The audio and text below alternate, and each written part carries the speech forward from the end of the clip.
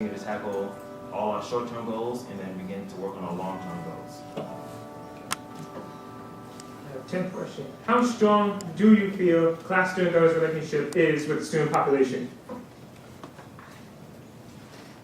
Honestly speaking, currently the relationship is not that strong because it's only a slim amount of students that are involved on campus.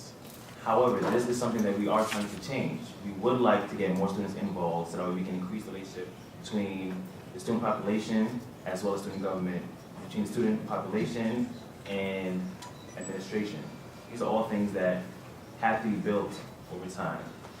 I honestly believe that this year, I've seen more students involved in events than I did see last year. I saw a lot of new faces. So as time goes on, this will grow and it'll change. Mm-hmm.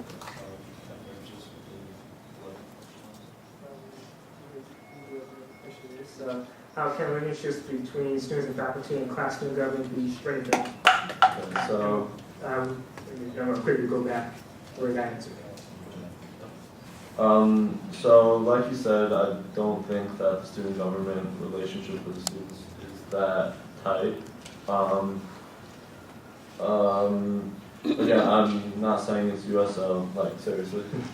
But it's a big school, and we need a lot of options for students to get involved. At the end of the day, involvement equals unity in the school. So what we need to do is have teachers speak about events on the first day of class, perhaps have nighttime events after school's over. In my high school, what happened was people were involved, so they stayed in school after they had to go home. They enjoyed being in school. What I see in Brooklyn College is that a lot of people go home right when they're done with class, and it would be great to see a lot of people sticking around for events, for clubs, and with that, I think if we could implement that, then student government and the students will have a great time. Yeah, so as Brooklyn College, we are a commuter school, meaning that we don't have dorms. We have a residence hall, but we don't have dorms on campus. We do have to work harder than other schools to create a campus feel. And the way we can do that is by promoting awareness, whether it's through emails, whether it's through flyers, whether it's through on the Brooklyn College website. It's to just create awareness so that we can build that communication between faculty, students, and CLAS student government. One thing that we've been trying to do is have events that include faculty as well as students. So the other day we had a lunch with professors and students, and we tried to create informal engagement with faculty and students. Basically awareness. Question 12. How do you plan on working with your opposing party, no matter what the outcome may be after elections?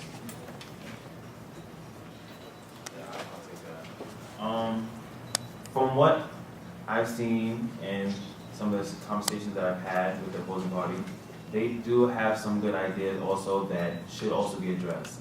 So either which party goes forward, I believe that all of our ideas should be worked on because these are things that students would like to see happen. Yeah, I agree. I actually spoke with Omar, the vice presidential candidate for USL, and we said that no matter what happens, no matter who gets elected, we're working together. At the end of the day, both parties, all parties are working to help Brooklyn College.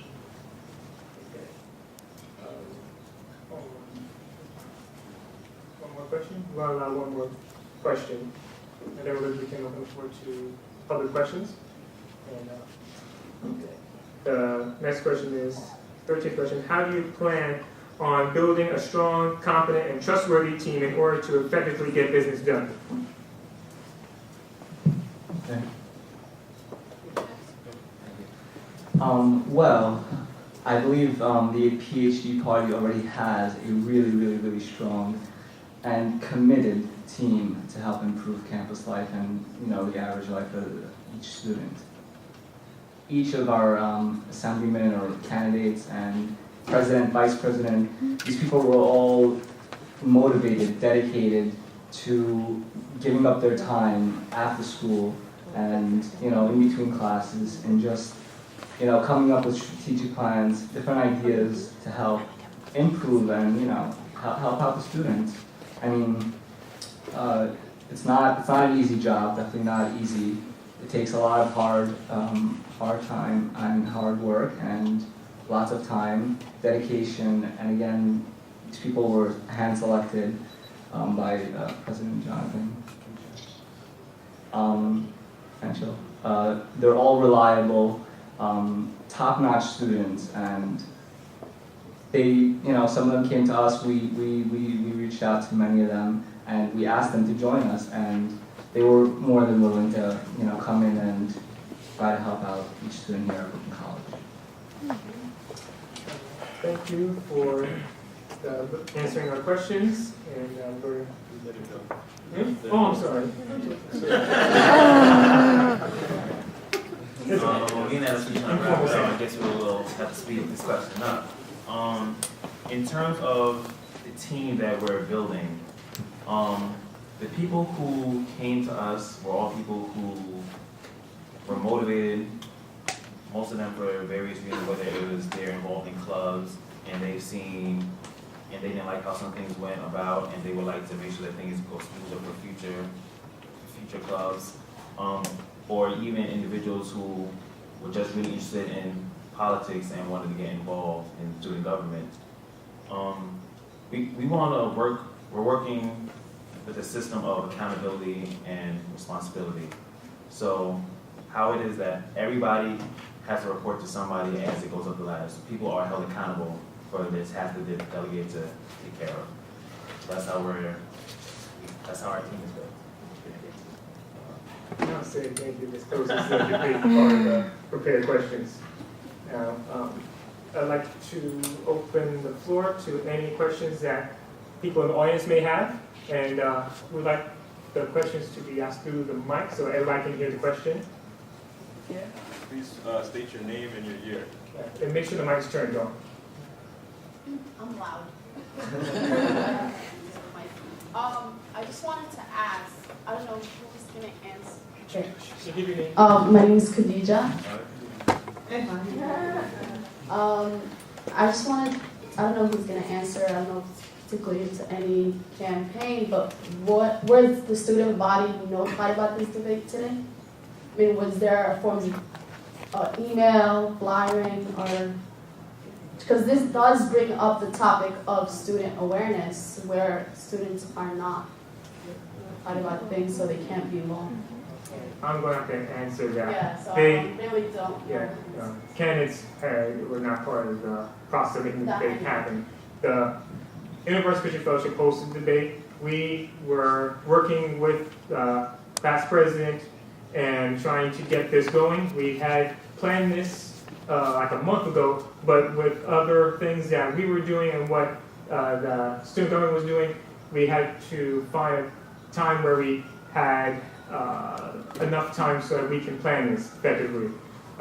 We placed a Facebook event.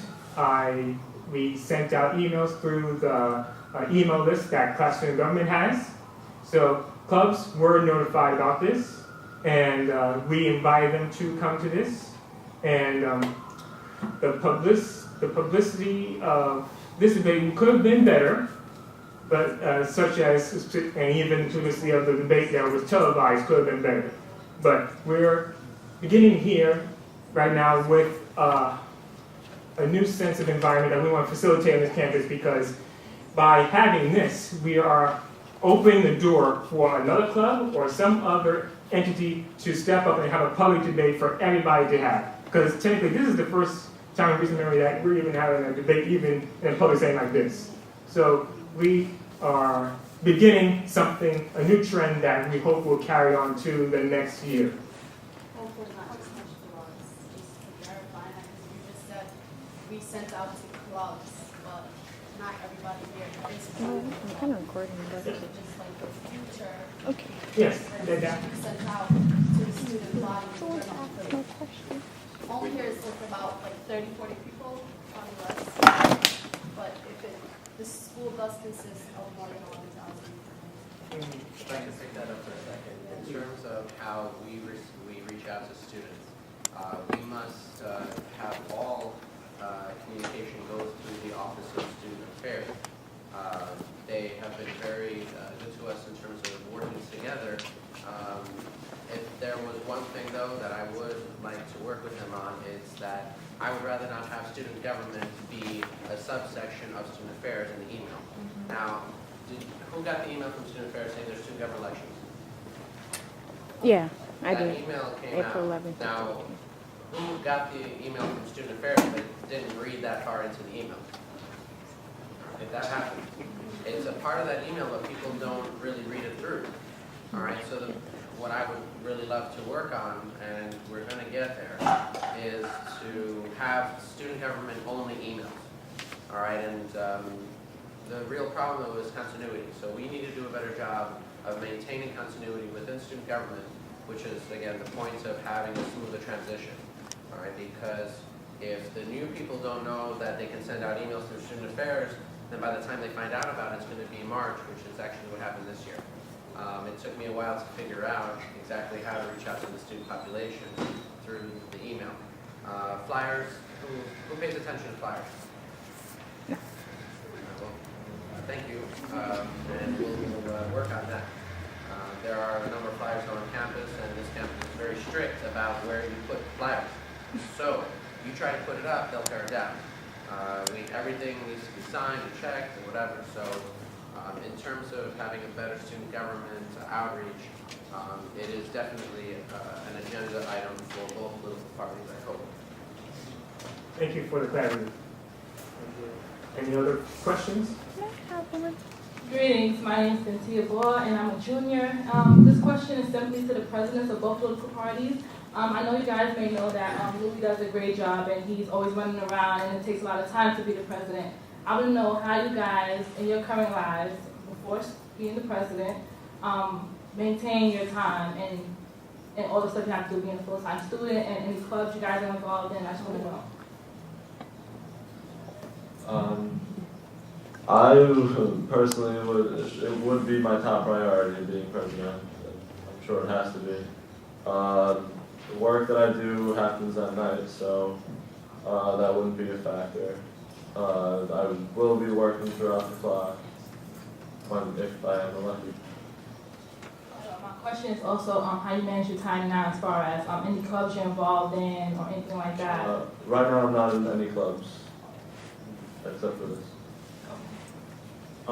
As for me, I don't have a job. I'm a professional student.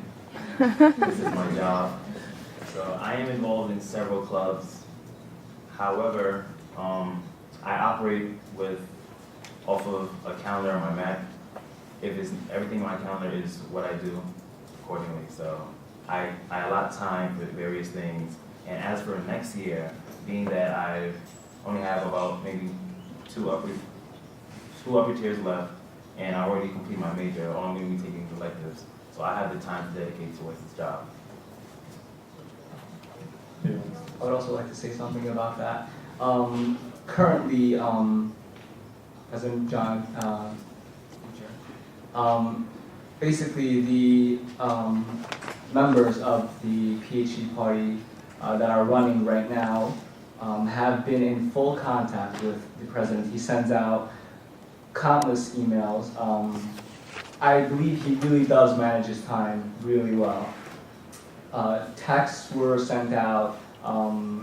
Different methods were used to communicate between every individual, every delegate throughout the party, and different meetings were held. So I believe that he does manage his time like that.